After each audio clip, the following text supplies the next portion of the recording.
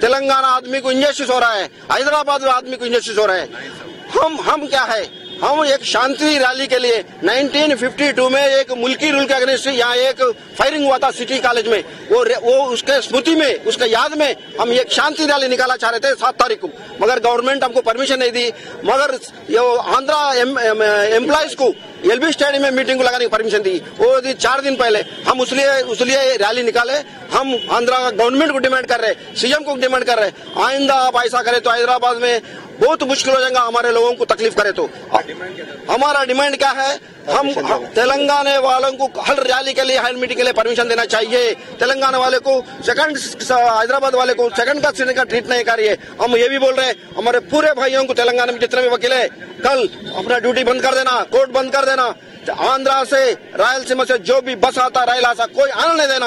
हैदराबाद आके वो रायलसीमा में गुंडे आके, आंध्रा के पल्लड़ी गुंडे आके यहाँ कुछ लैंड प्रॉब्लम क्रिएट करना चाह रहे, उसको पूरे लोग रोक देना जिधर का उधर, उसके हमारे भाइयों को। फिर हम बोल रहे हैं, आप लोग सामने रह के ये मूवमेंट को चलाना बोल के हम कर रहे हैं। जय